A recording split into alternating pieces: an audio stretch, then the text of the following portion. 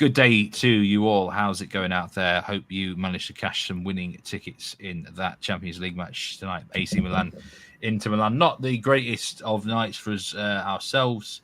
I managed to get the Rada Krunic cards, but things just didn't quite go our way overall in the Inter against AC Milan match. Now, Ashley, how's things with you today? Kind of shitty. It started with Martinez missing a simple, should have been a shot on target, but now honestly, none of that really even matters to me. Just having encounters with people.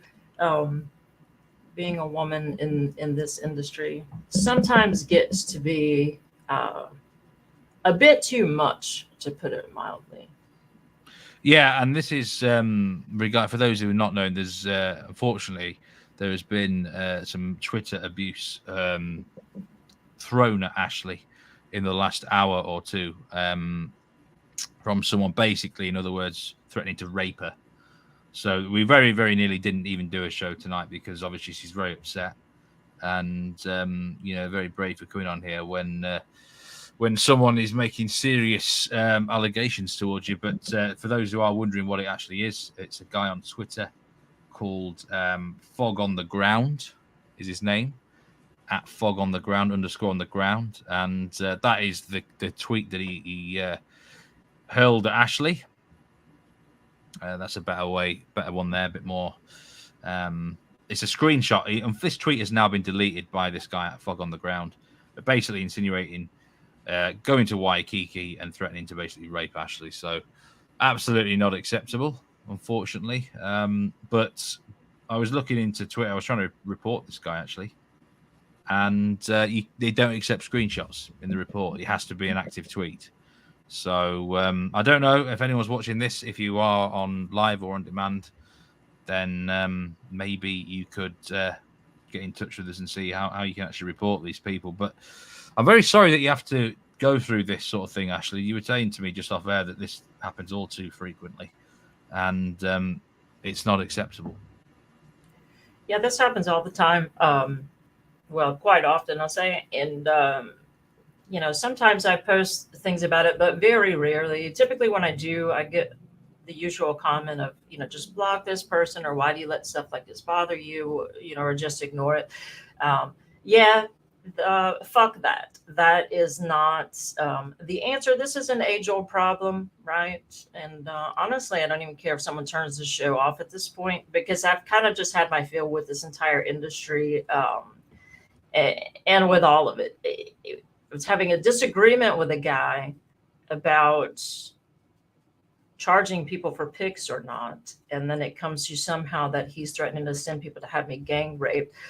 This is a common thing with female handicappers. I won't bring any other women into this conversation who don't enter it willingly, but I've had discussions with several different women cappers who get this all the time, right? Sometimes over just giving losing pics. They've forwarded me messages that they've gotten threatening rape, just all kinds of sexual disgusting shit for having the nerve to give a losing pic or something. And then I dared to have a different opinion about whether you should charge people for the work that you do that goes into this or not.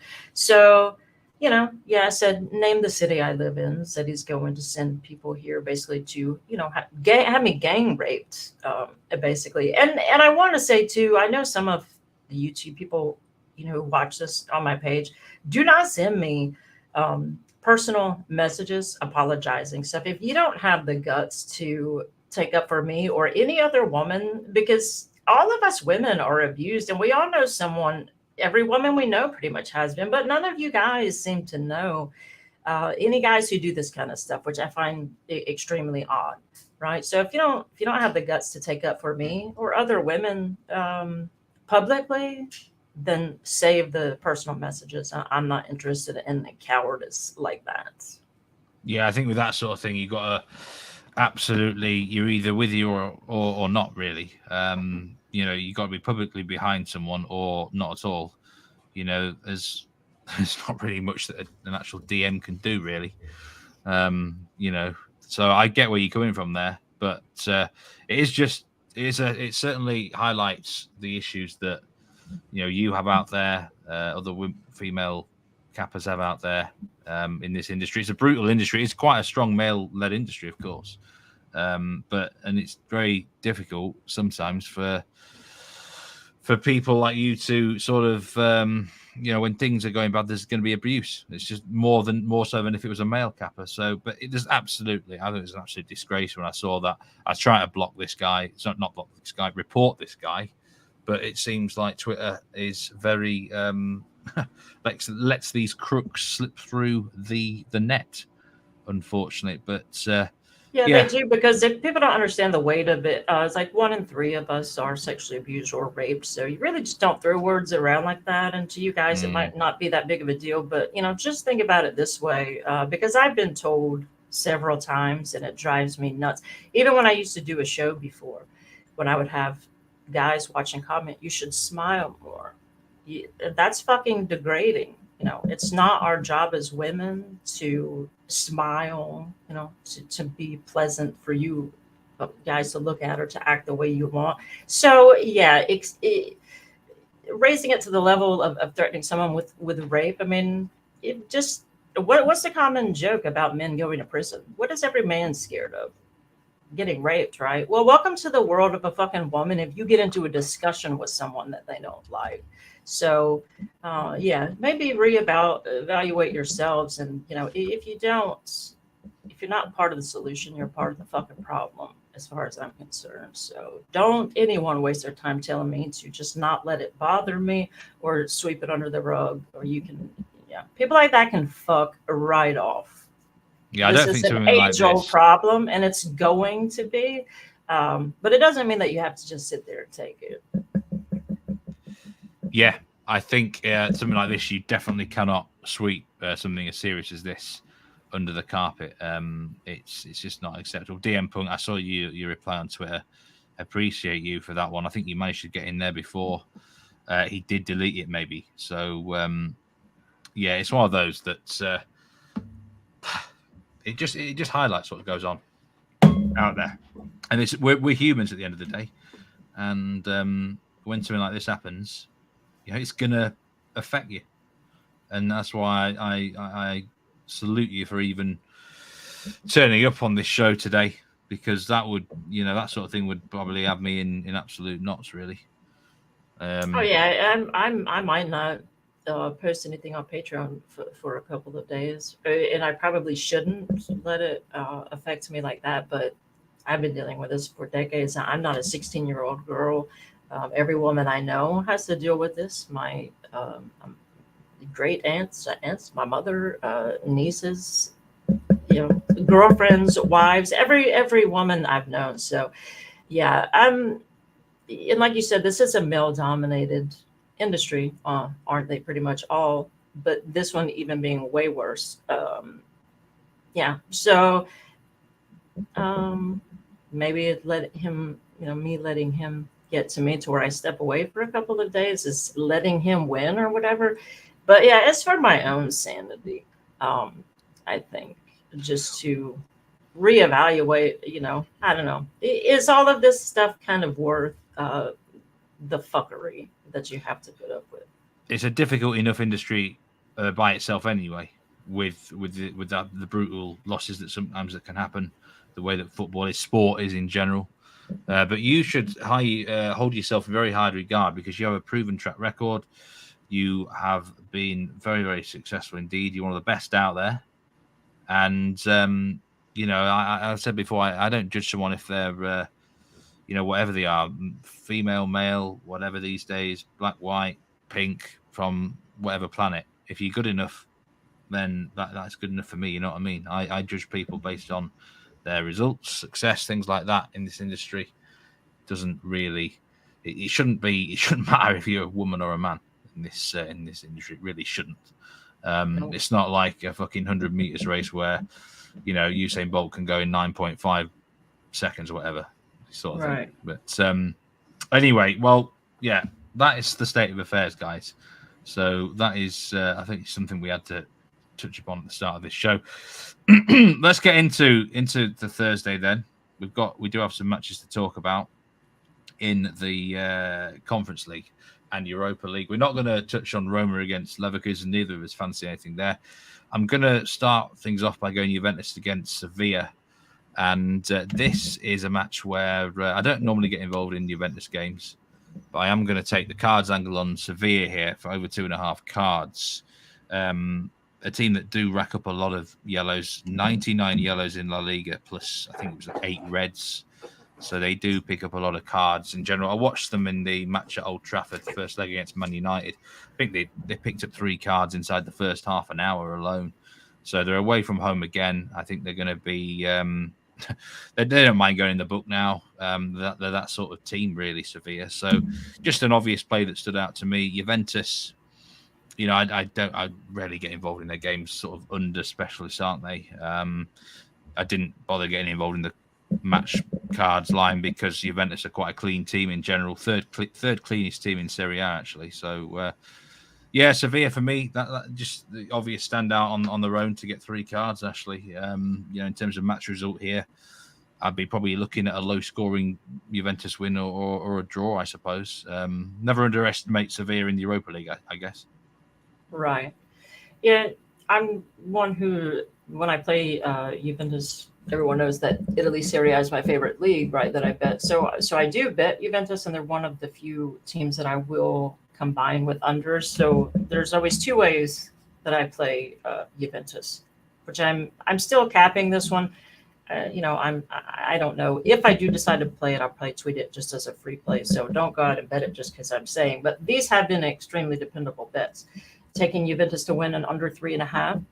Like you said, they are unders machines. So typically a 1-0, 2-0 win is what you're going to get. And I've also found a really good value bet on them that's specific to Bovada, but I'm sure the other books have it. So I will take Juventus to win in a correct score group of 1-0, 2-0, 2-1. And that's usually between like plus 150 to plus 165, right? Depending on who they're playing. And that surprisingly has hit way more times than it's missed. So yeah, taking Juve in under 3.5, I don't think is bad. Taking them to win at that, you know, big plus money for like half a unit, smaller risk with a nice plus money payout.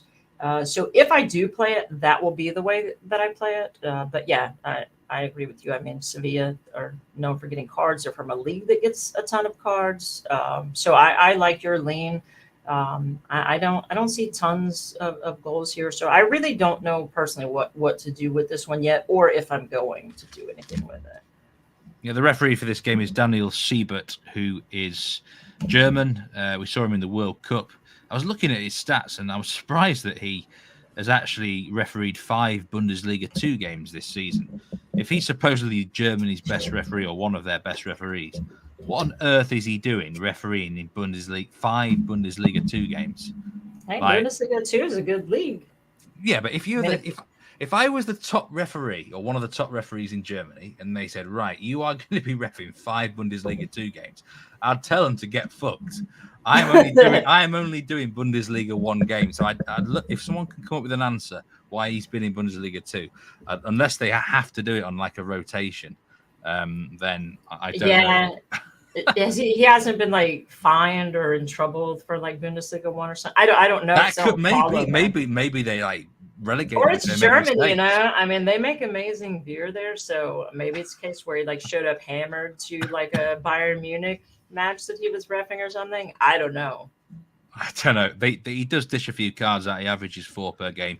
I think Sevilla will give him plenty to do. That correct score group, by the way, I've seen you post that up before on Twitter and stuff. Mm-hmm. Have you got some builders next door, by the way? Are you hearing something? I hear like some builders at work on next to your wall or something. It's the weirdest thing. Where is it? I don't hear anything at all, literally. Maybe I'm hold on. Maybe I'm listening to something on a tab that's open somewhere. Yeah, and you can hear things here easily, so I don't hear anything. I've got more tabs open than my local. Are you have a tab open, or you're hallucinating, or your cats are in there slinging a rat around or something. I don't think it's on my end, but I am so pissed off that my hearing could have just shut off or something. I need to look into this. But You guys type on there, whoever has it tuned out when we were talking about sexual assault, if you're hearing some banging in the background. The correct being banged or somebody's about to be killed by a woodpecker. Yeah, so everyone else is hearing it too. It's already there might be Mel. Somebody's about to be killed by a pack of woodpeckers. I don't know.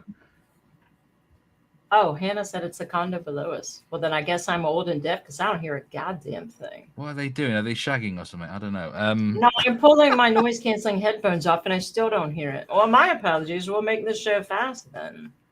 No, it's fine. I thought I would just wonder what the hell. It just comes up sporadically. That's all. Killed by a pack of woodpeckers. The correct score group. I wish more books would do this. Oh dear God. I wish more books would do this. Bavard are the only ones that do it. Now, some others do because I see a lot of people take correct score group where it's like 1-0, 2-0, 3-0, right? So it's always the team has to win to nil. Bavada isn't one that I've seen where the other team can score, where it's 1-0, 2-0. But they do take into account the 2-1 score, which I love because that's the most common score line in the sport. Punk is good. He's making me laugh when I do not feel like laughing. It's cracking me up right now. A condo-wide ping pong match. If there is, you guys know what the fuck I'm doing as soon as this show's over. We're gonna I'm gonna go take my anger out on some goddamn ping pong. We're gonna switch to your pick, your main official pick on the show. It's a double. West Ham draw no bet and Fiorentina team total at over 1.5. We'll talk about the Fiorentina match soon, but we're going to Conference League now. West Ham United against AZ Alkmaar. I was looking at this game, and there's a Turkish referee in charge, but I think he's wasted because West Ham do tend to play a very clean game, and the Dutch sides tend to play quite clean as well, don't they? Really, they're not cheats and stuff. But I mean, I was looking at match odds as well. West Ham could win this competition. I'm starting to think for the first time maybe they could win this competition. I don't think that's crazy. I'm not one really to I look ahead to like futures sometimes. I did like with Napoli and Serie A, teams that I pay really close attention to. But yeah, I haven't looked into that market yet. But I will say that West Ham are in really good form right now. Not like they're fantastic, but I think they're playing better, and I think they're going to come into this competition also with some confidence. They just beat Man United, shut him out. Actually, I think it was 1-0, wasn't it, at home? Yeah, they did. Yeah, very good win. Very good win. Yeah, very impressive win. And just to add to, they've slowly been building and playing better. So I think there's value on them even in the EPL right now. They're playing, like you said, this AZ Alkmaar team. I wouldn't be surprised to see Alkmaar score on them. They're a team that I do like to bet in the Netherlands, which is why I'm taking the more cautious approach here and just saying that West Ham avoid defeat. I could see kind of like a 2-1 West Ham win, something like that. I just think they're going to play well, and I think that they will play well enough to, at worst, not get beaten here. This is also so they've only outright lost 4 of the last 14 matches that they've played, right? Doesn't mean that they've won the other 10, but they've won or drawn, right? So only outright lost 4, which 14 matches, that's a pretty good string to have to compare their recent form to. So I just think with all of that, I say they don't lose, right? If they do draw, then our double is still alive. It's not worth the plus 120 anymore, but it's not dead. So that's good enough for me. They're a good team. They've got good players on paper. I mean, really, in terms of quality, they're a mid-table Premier League team. Their problem is the manager for me. I don't think, David Moyes, a lot of respect down the years for David Moyes, but I don't think he's the sort of manager that gets the most out of this squad anymore. But he's a wily old fox. And I was surprised, honestly, they got past Ghent in the last round because Ghent, I thought, really were by far the better team in the first leg of that tie. Yeah. But West Ham really beat them well. in the return match at the London Stadium. It's Right. everyone's least favourite stadium in this country now, the London Stadium, because you literally need binoculars in the crowd to see the action. You're that far away from the field. You're talking about at West Ham? No, West Ham, yeah, but they Oh. did you know what? When these West Ham fans do get going, they can really get behind the team well, and I think I'm with you here on this match. I think they'll take a lead going into the second leg, and AZ. The thing about Dutch teams, they always have a soft underbelly, don't they? They in their own league, matches are so wide open and defensively, no one bothers about defense. You can just outscore someone 4-3 or something, can't you? So Right. I think it's a great first part of the double, really a safe first part of the double. And we move on to the Fiorentina match now. Fiorentina against Basel. Intriguing tie, this one, I must say. I've got quite a strong referee angle soon with some picks, but I expected you to be backing your man Cabral any time here. You may well do, of course, it's at possible. some point. But yeah, team total over 1.5 goals for Fiorentina. You think that they should, I guess, comfortably maybe not win this match, but at least score twice on this Basel defense.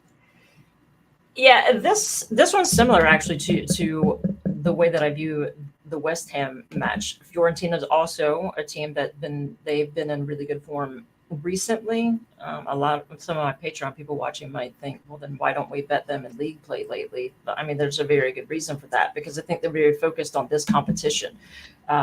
I can see kind of the same type of scoreline of what I would see in West Ham. I can see Fiorentina, I can see a 2-1, 2-2, possibly even a 3-1 if Fiorentina really turns it on.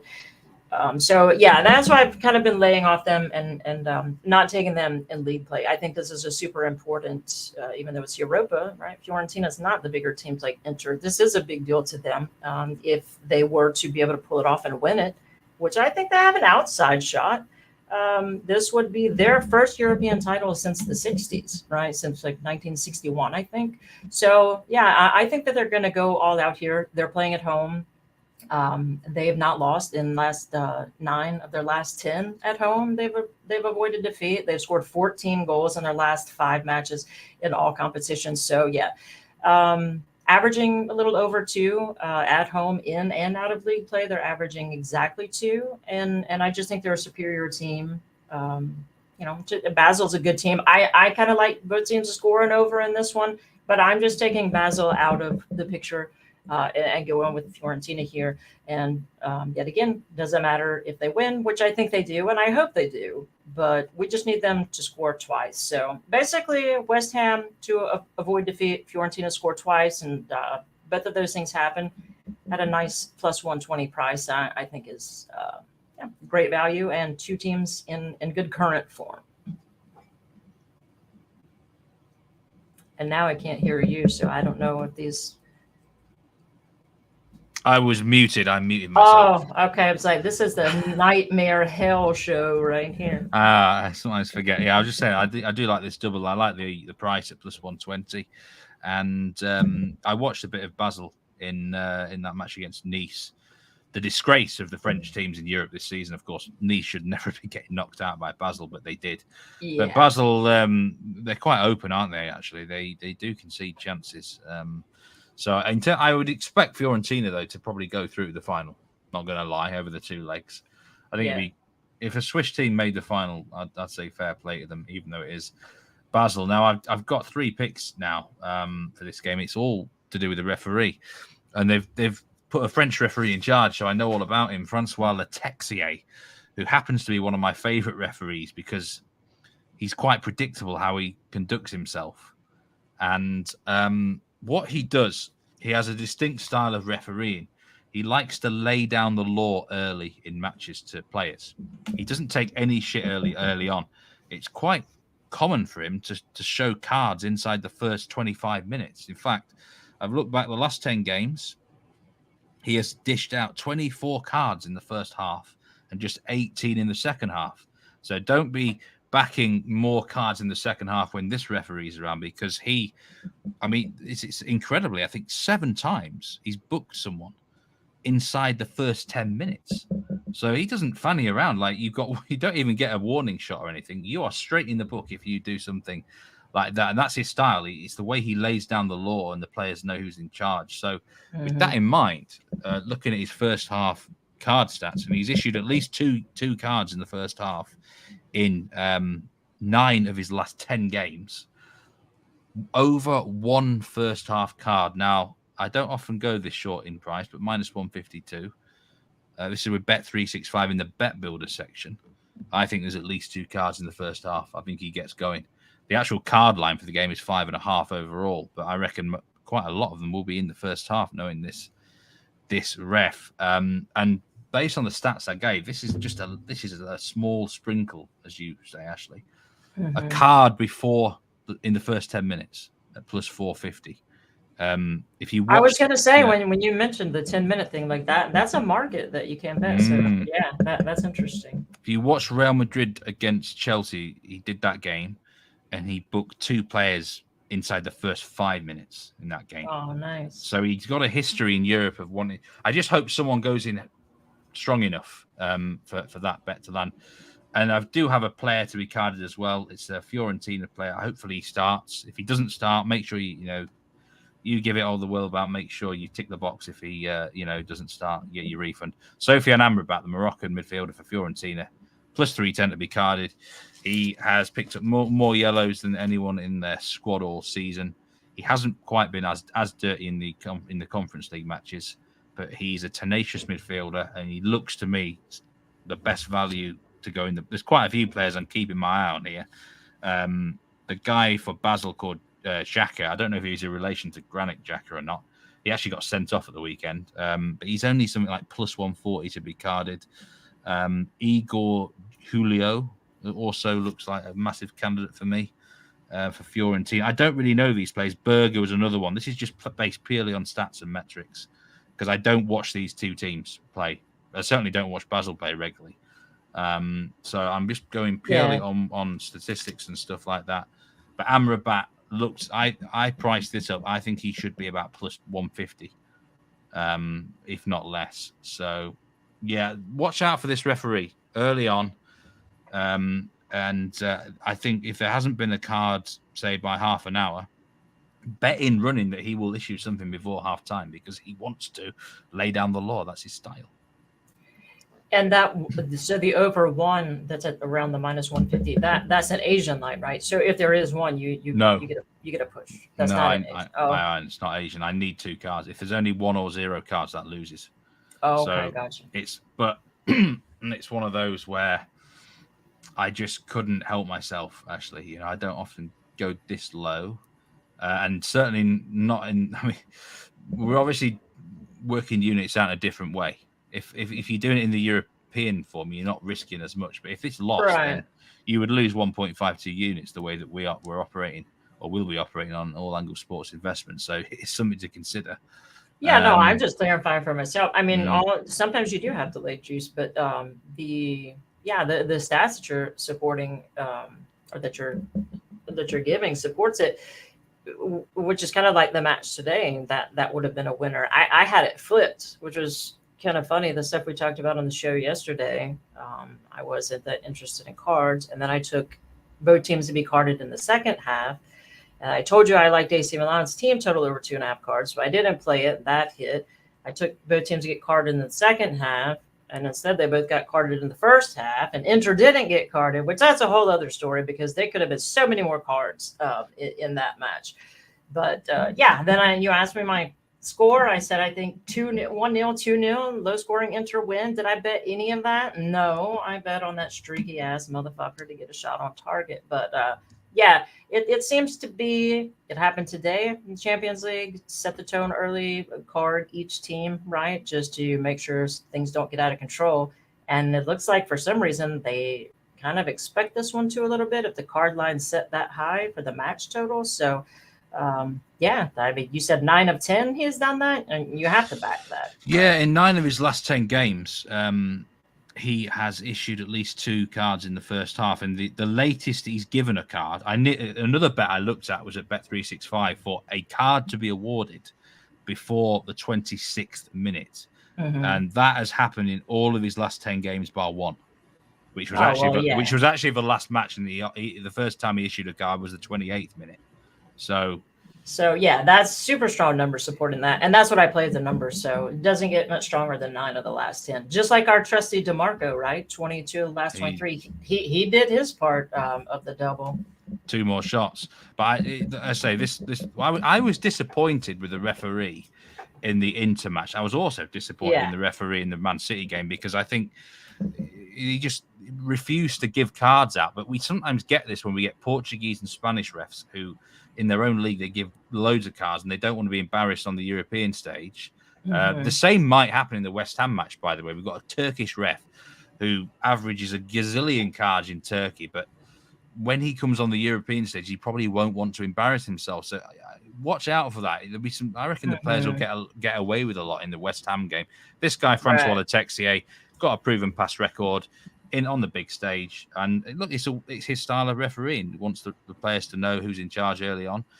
Other referees do it the other way. They let people off for ages in the first half. In the second half, we get tons of cards. That's referees for you. They are human beings, I suppose, and they have different ways of playing. They're human beings, sort of, I guess. They are. I think that's it. That's it for the show. I don't think we've got any more matches to talk about. Roma Leverkusen, we're not getting involved there at this point in time because it's such a difficult game to predict. But hopefully we can cash some winners on the Thursday in Europa League, and we'll be back for a weekend preview on Friday, actually, all being well, where we'll be looking ahead to the weekend in various different leagues around the world. I appreciate you coming on tonight. Yeah, I appreciate you coming on. And we appreciate all you watchers as well, whether live or on demand. Take care, everyone. And we'll see you next time. Goodbye.